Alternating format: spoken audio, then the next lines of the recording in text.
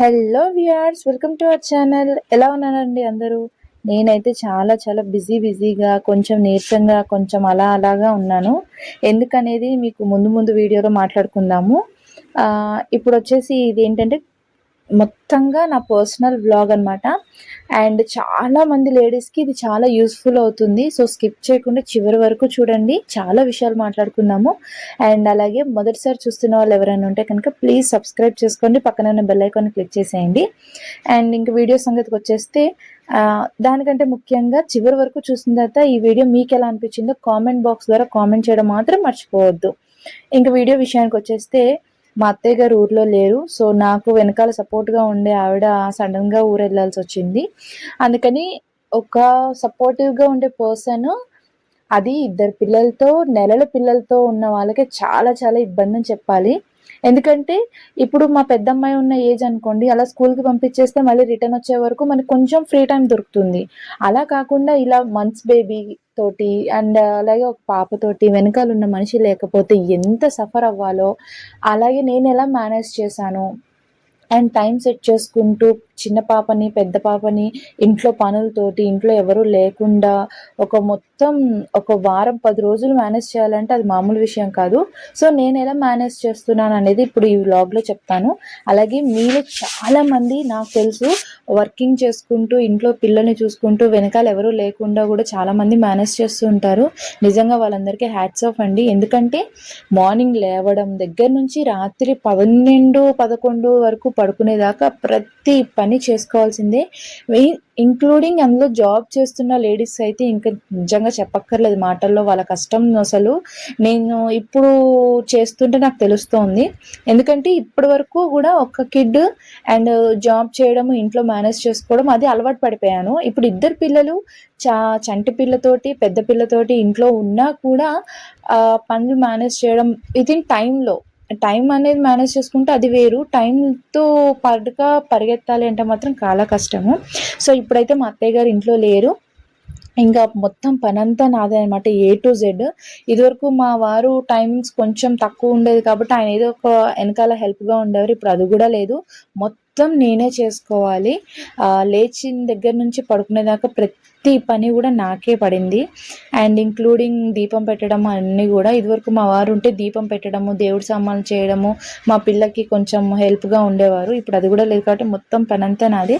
So day starting నుంచి ending వరకు ఏమేమి పనులు చేశానో, ఎలా మేనేజ్ చేశాను చెప్తాను చూడండి. ఇప్పటి నుంచి ఫస్ట్ నేను ఎవ్రీడే మా అత్తయ్య గారు ఉన్నప్పుడు 5:30 నుంచి 6 లోపల లేచేదాన్ని.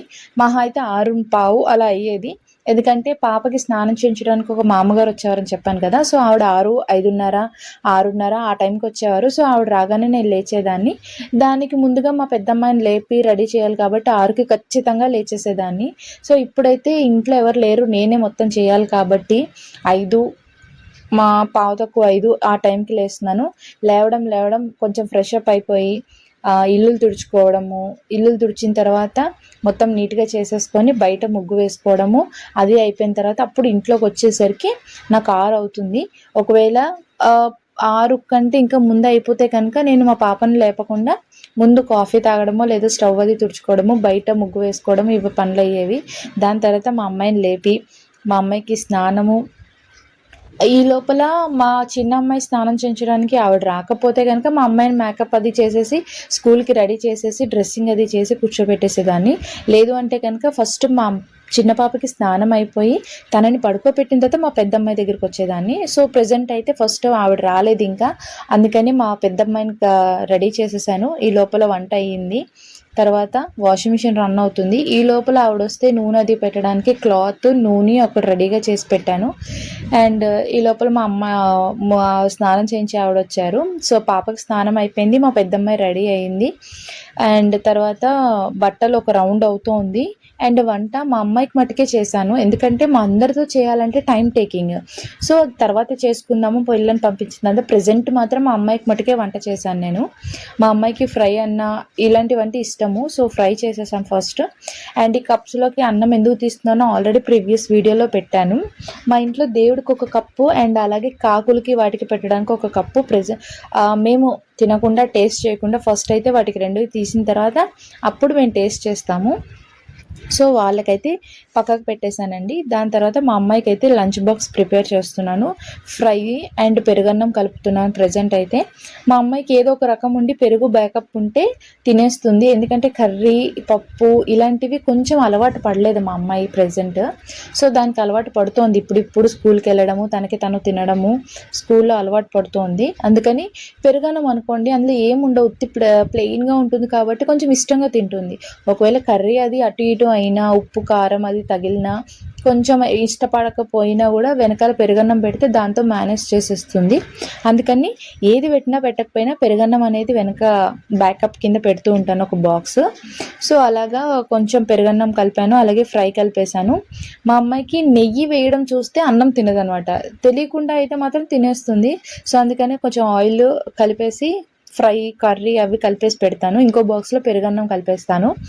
అండ్ కలిపేసిన తర్వాత కొంచెం పెరుగు పైన వేస్తాను, ఎందుకంటే వాళ్ళు తినే టైంకి గట్టిగా అయిపోతుందని. అలాగా లంచ్ బాక్స్ అయితే ప్రిపేర్ చేసేసాను అనమాట. సో తినది లంచ్ బాక్స్ ప్రిపేర్ చేసేస్తే పెద్ద పని తగ్గినట్టే. ఎందుకంటే టైంకి అందివ్వకపోతే పిల్లలకి కష్టం కదండి. నేను మళ్ళీ వెళ్ళాలంటే చంటి పిల్లని వదిలేసి వెళ్ళాలి, నాకు అస్సలు అవ్వదు అది. అందుకని ఏది మేనేజ్ చేసినా చేయకుండా లంచ్ బాక్స్ అయితే ప్రిపేర్ చేసేసాను. దాని తర్వాత మా అమ్మాయి ఫీడింగ్. అండ్ ఇక్కడ వచ్చేసరికి ఎక్కువ అన్నము జావే పెడతాను. మీరు చాలా పాత వీడియోలో చూసుంటే మీకు తెలిసి ఉంటుంది ఎందుకు అలాగా అని. ఎందుకంటే మా అమ్మాయి టిఫిన్స్ అనుకోండి చాలా టైం తీసేసుకుంటుంది అనమాట.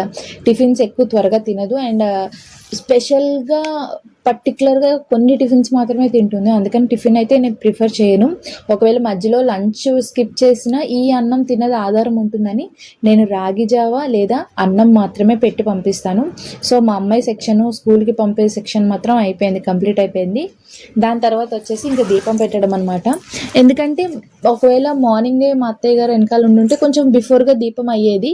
బట్ ఇప్పుడు మా అమ్మాయి మొత్తం ఇంట్లో పనులు చేయాలి కాబట్టి లేట్ అవుతుంది. అందుకని దానికి ముందు వినాయక చవితి పూజలు అవి చేయడం వల్ల సామాన్లు ఎక్కువ అయిపోయాయి.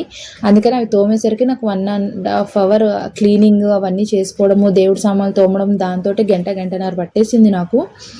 అండ్ మా అమ్మాయిని పంపించేసేపటి కొంచెం ఫ్రీ. ఈ లోపల ఈ పనులు చేస్తుంటే మా చిన్నమ్మాయి లేవడము, దాని ఏడుపు, దాన్ని బుజ్జగించి దాన్ని పడుకోబెట్టడము. సో ఇలాగా అటో కడుగు ఇటో కడుగు వేసుకుంటూ అసలు కనీసం ఒక 5 మినిట్స్ కూడా అంటే మేనేజ్ చేయడానికి కూడా ఖాళీ లేనంత బిజీ అయిపోయింది. 10 వరకు అయితే అసలు ఖాళీ లేదు. మార్నింగ్ 4:30, 4:45, 4:45కి లేచిన దాన్ని 4:45 నుంచి 10:30 వరకు అసలు ఖాళీ లేకుండా పనులు చేస్తూనే ఉన్నాను. ఒకవేళ మా అత్తయ్య గారు ఉండుంటే వంట పని ఆవిడ చేసేవారు కాబట్టి నాకు కొంచెం గ్యాప్ దొరికేది. బట్ ఆవిడ లేకపోవడం వల్ల వంట అది ఒకేసారి చేయడం వల్ల కొంచెం లేట్ అయిపోయి అండ్ హడావుడి అయిపోయింది అనమాట. సో దేవుడి సామాన్లు అయితే అయిపోయాయి, చాలా ఎక్కువ ఉండడం వల్ల టైం టేకింగ్. దాని తర్వాత కిందకి వెళ్ళి పువ్వులు అవి తేవడం అవ్వదు, ఎందుకంటే పిల్ల ఉంది కాబట్టి. పిల్ల లేనప్పుడు మా అత్తయ్య ఇంట్లో ఉంటే నేను కిందకి వెళ్ళి పువ్వులు అవి కోసుకొచ్చేదాన్ని దేవుడికి. బట్ ఇప్పుడు అవ్వదు. ముందు రోజు ఫెస్టివల్ అవి ఉండడం, కొన్ని పువ్వులు ఉండడం వల్ల పువ్వులతోటి మేనేజ్ అయిపోయింది. అండ్ దేవుడి సామాన్లు అయితే తోమేశాను. సో చూసారు కదా, ఇలాగా మీరు కూడా ఇంట్లో ఇలా ఎవరు వెనకాల లేనప్పుడు మేనేజ్ చేసుకోవడం ఎలా అంటే, ఫస్ట్ మనకి హడావిడి అంటే ఈ టైంకి వర్క్ అయిపోవాలి అని ఉన్న పని ఏదైతే ఉందో దాన్ని ఫస్ట్ ప్రిఫర్ చేయడం చాలా ముఖ్యమండి. ఎందుకంటే ఇప్పుడు నన్ను ఎగ్జాంపుల్గా తీసుకున్నారనుకోండి, ఇప్పుడు మా అమ్మాయిని 8:30 కల్లా బయటికి పంపించాలి విత్ లంచ్ తోటి. సో ఆ పని ఇప్పుడు ముఖ్యం నాకు. అది అవ్వకపోతే ఇప్పుడు మళ్ళీ వెళ్ళి ఇవ్వడం చేయడం అనేది కష్టం. సో అలాగా పర్టికులర్గా ఈ టైంకి అయిపోయే పనులు ఉన్నాయి అంటే కనుక ఫస్ట్ ఆ పనులు ఫినిష్ చేసుకోవడానికి ట్రై చేయండి. ఎందుకంటే ఒకవేళ అటు ఇటు వేరే పనులు చేయొచ్చు అన్నవి చేసుకున్నా చెయ్యకపోయినా అప్పుడు అంత ఫరక్ పడదు, అంటే మనకు అంత తేడా తెలియదు. అది టైం పర్టికులర్గా చేసేయాలని ఉన్నదంటే మాత్రం ఖచ్చితంగా చేసేసుకోవాలి. అలాగా ఇప్పుడు మా అమ్మాయిని పంపించడం ఖచ్చితం కాబట్టి ఫస్ట్ మా అమ్మాయి వరకు అన్నీ చేసేసి అమర్చాను కాబట్టి మా అమ్మాయిని 8:30కి అంతా పంపించేశాను. తర్వాత నేను ఈ పూజలు, పునస్కారాలు, టిఫిన్లు, తర్వాత మాకు తినడానికి వంట ఇవన్నీ కూడా తర్వాత చేసుకోవచ్చు. అదేమి అంటే ఈ టైంకి అవ్వకపోతే ఇవాళ అవ్వదు అనేది కాదు కాబట్టి కొంచెం అడ్జస్ట్ చేసుకున్నాను. దీని తర్వాత వేరే పనుల కంటే దేవుడి పూజ మెయిన్ కాబట్టి సో ఫస్ట్ దీపం అది పెట్టుకోవడం, పూజ అది చేసేసాను. దాని తర్వాత ఇంకా బయట అవి పెట్టడము, తులసి మొక్కకి నీళ్ళు పోయడము, తులసమ్మకి నీళ్ళు పోసేసిన తర్వాత బొట్లు అవి పెట్టడము. సో ఈ పని ఫినిష్ చేసుకున్నాను. దీపం వరకు అయిపోయింది కాబట్టి కొంచెం రిలాక్స్ అయ్యే టైం అనమాట నాకు. దీపం పెట్టిన తర్వాత అప్పుడు నేను కాఫీ తాగాను. యాక్చువల్లీ నేను కాఫీ తోటి నా డే అనేది స్టార్ట్ చేస్తాను. బట్ ఇప్పుడున్న వర్క్లో నేను కాఫీ తాగుతూ కాలు మీద కాలేసి కూర్చుంటే పనులు అవ్వవు కదండి. అందుకని ముందు దీపం పెట్టాను, తర్వాత బట్టలు అయిపోయాయి వేయడము. సో బట్టలు ఆరేయడము, బట్టలు వేసినవి కొన్ని తీయడము. ఎందుకంటే మొన్న వర్షం పడిందని చెప్పి నేను ఇంట్లోకి బట్టలు తీయలేదు, ఎందుకంటే కొంచెం చెమ్మగా ఉంటాయని. సో బట్టలన్నీ ఆరేసాను. చూసారా ఎన్ని బట్టలు ఉన్నాయో. ఒక్కరోజు వెయ్యకపోయినా కూడా 2-3 రౌండ్లు వేయాల్సి వస్తుంది. అవి వెయ్యడం ఒక గంట, తీయడం ఒక గంట, ఆరేయడం ఒక గంట, ఇలాగా మొత్తం టైం అంతా కిల్లింగ్ అయిపోతుంది. మధ్యాహ్నం 12 వరకు అసలు రెస్ట్ ఉండదు.